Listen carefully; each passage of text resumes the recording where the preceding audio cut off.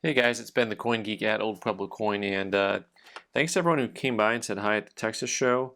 Really good to meet y'all, and had a great time there. Enjoyed Texas and the hospitality. Got to see some friends and family while I was in town. Good time. And I have some new purchases to share with you. Hopefully they'll still be around by the time the video airs, but you never know. This one's kind of a fun 81S. With a little bit of a proof-like, just a touch of proof-like finish to the back of it, but really nice little crescent moon shape on the edge with a vibrant blue. MS66 on that guy, 420. Kind of neat. 66s will cost you, was that a little bit over $3 I think. So that one's just a little bit of a premium for the toning. Here's an 1884S. With a lot of detail left on it and just a hint of luster. One of the toughest coins you'll see in the Morgan series. This one is $415, the AU50. What I like about this coin is just the really even color to it. Just that nice steely gray. Overall, a good looking coin. Next up, I bought something I shouldn't have bought because I'm supposed to be not buying things that I am going to probably keep. So this 1933 Martin Luther piece from Germany,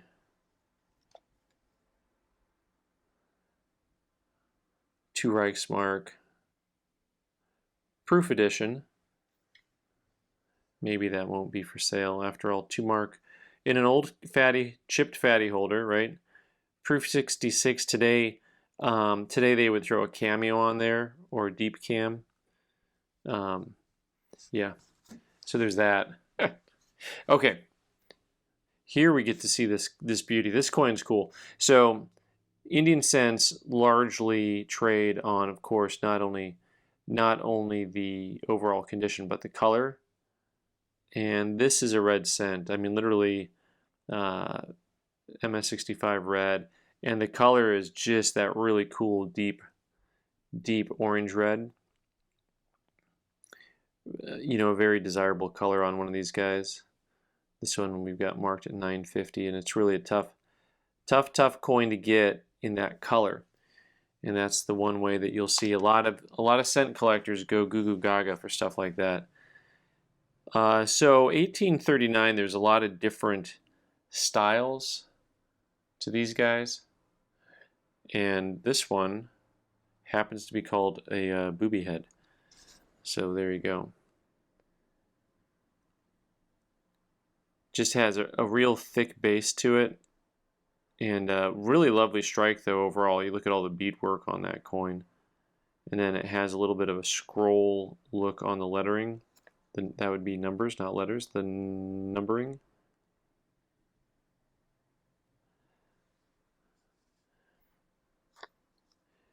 $1,300, that guy is kind of pricey.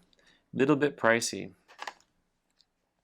Let's go back to some world coins here really quick. 1754. Germany.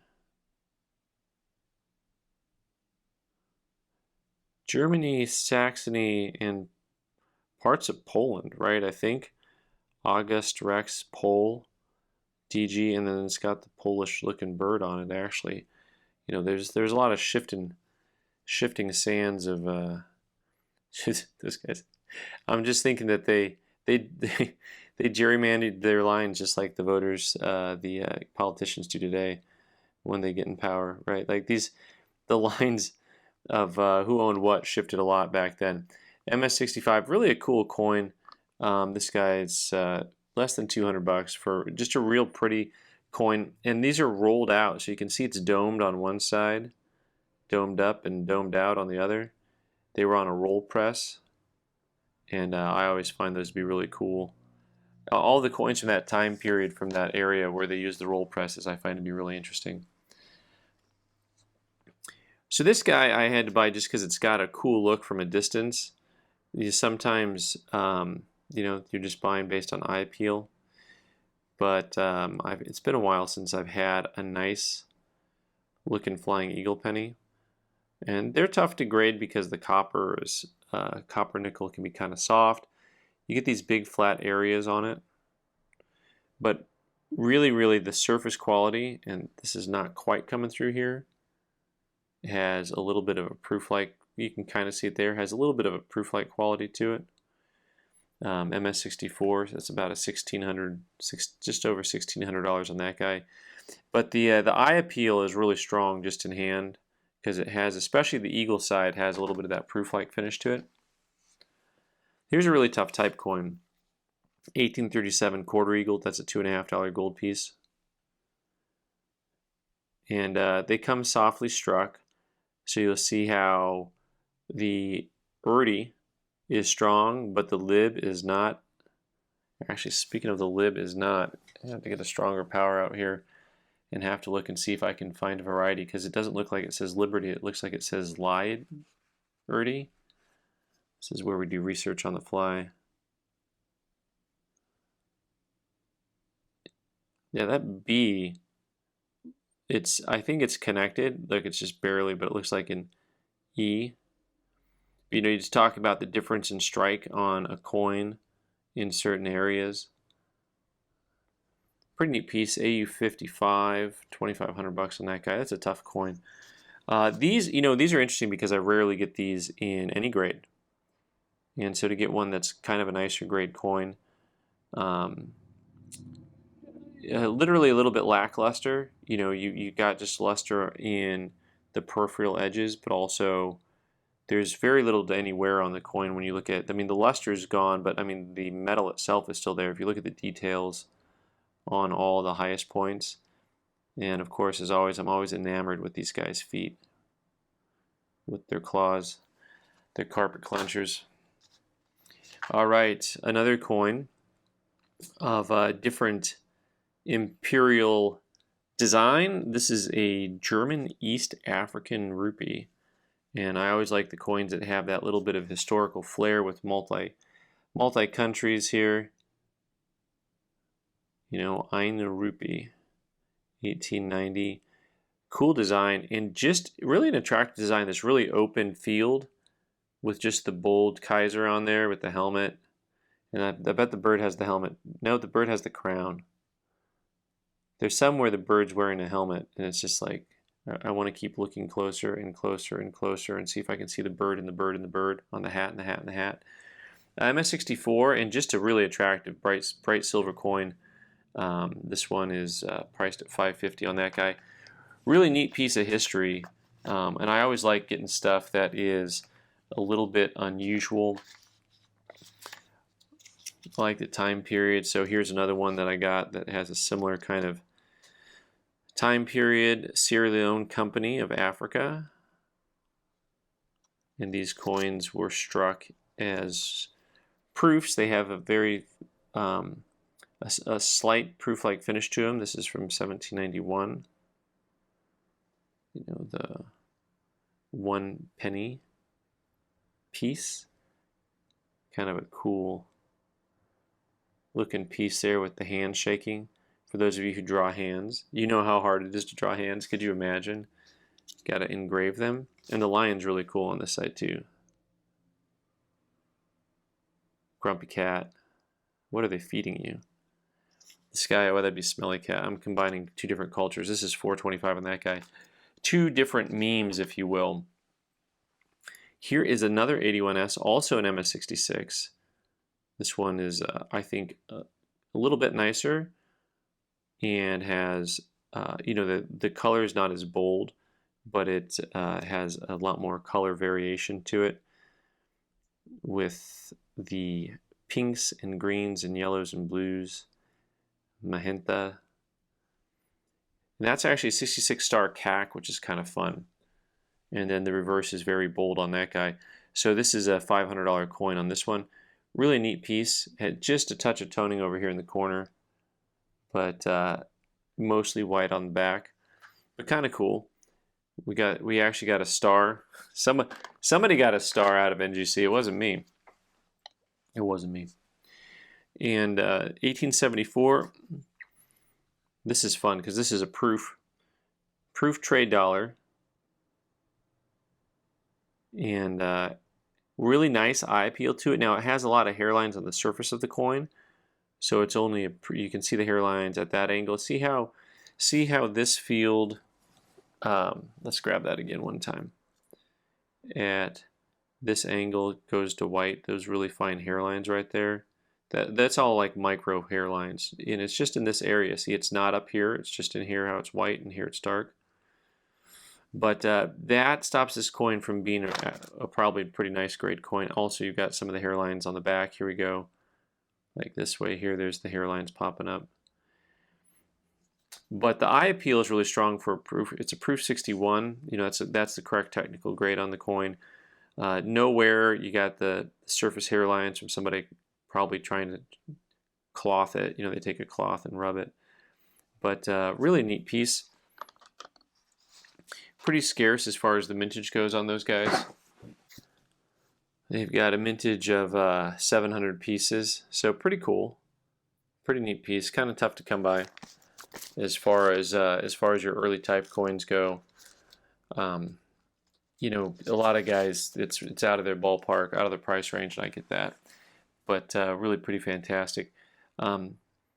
One thing that I noticed, I did find some coins that I was glad to buy because the eye appeal on them was really strong.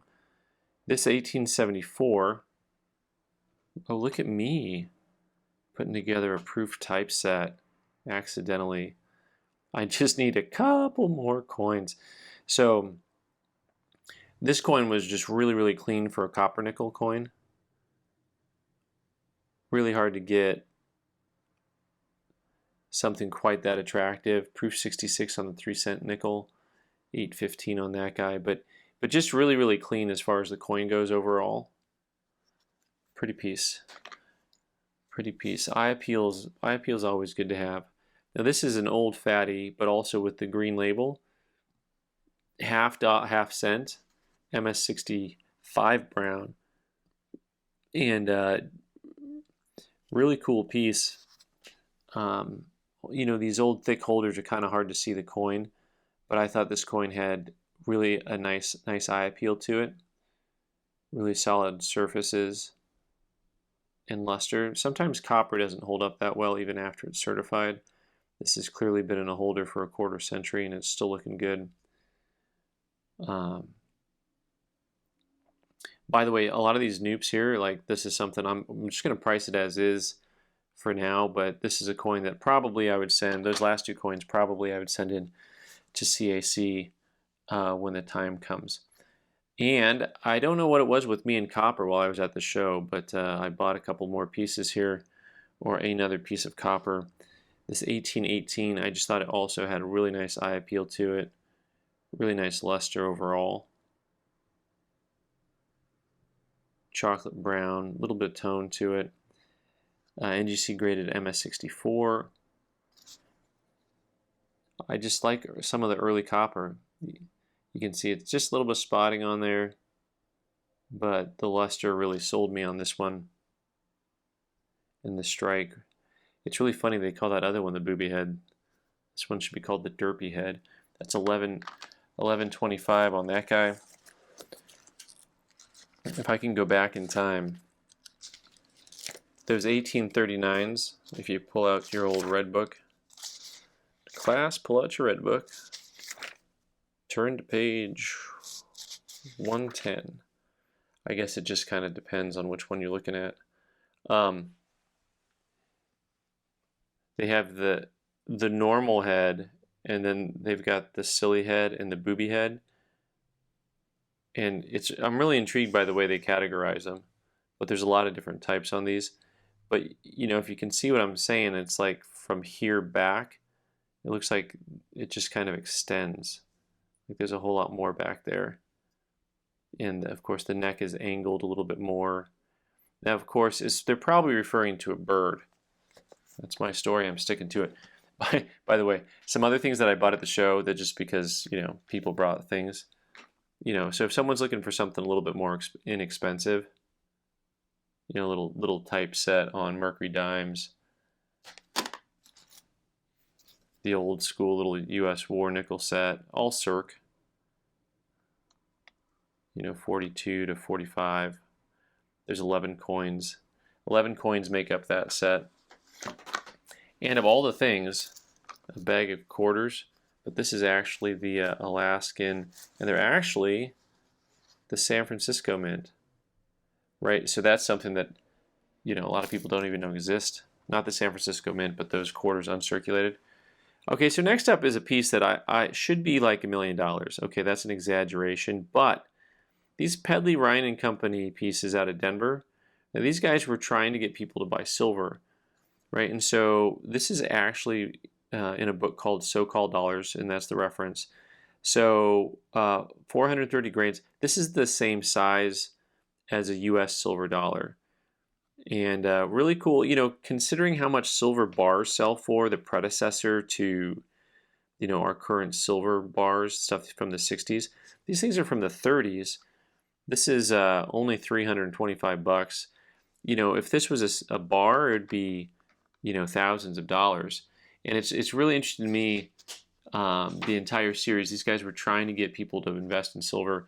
They were selling them 3 for $1, and silver was 27 cents an ounce.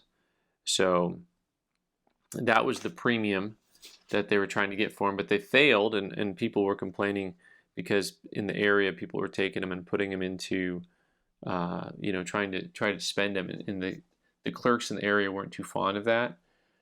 So I find it pretty fascinating. Also the note from, so I got to show you the book because I got the book here, right? So this is the So-Called Dollar book. And a lot of it you can't see the whole thing because, let me do something about that, shall we? So-Called Dollars by a bunch of people, Hibbler, Kaplan, Hoffman, a lot of people working on that. So a lot of them are from expositions, but what I found most interesting about this commentary, this was made in 1933, right? And the commentary from the book is that they were advertising that everyone would realize a great gain when silver reached the 16-to-1 ratio. Dude, this is 90 years ago, and the story is still the same. All right, a couple more really cool pieces here. 1912, Barber dime. Nice looking coin. I tried to buy stuff that had decent eye appeal. Oh yeah, the reverse on this coin I thought was really nice.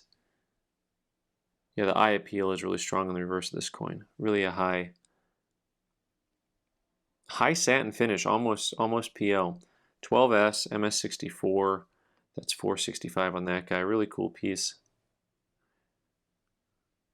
Quite lovely. And then last but not least, here we go with a half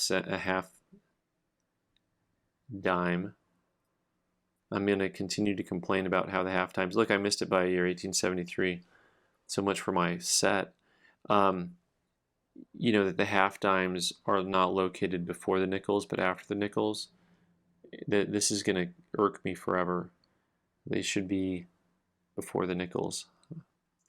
This is really another piece that has a strong look to it. So interesting because the toning's heavy, but you can see the cameo effect right there, even with the toning. And then the toning has some real nice looks, some real nice colors to it. A little bit of some pinks and purples in there. Same, the obverse just has that whole splattered splatoon. Yeah, it's splatoon color pattern. It's a new thing. So proof 65 with cameo, 985 on that guy. But just really a neat piece, eye appeal wise, kind of fun. And I think that does it. There's some new stuff that I brought back from Texas with me. Hopefully I'll still have it for sale by the time the video launches. Thanks so much for watching, guys. I'm Ben the Coin Geek. You can subscribe by clicking on the owl button in the corner and watch more videos on the right side of the screen. Thanks.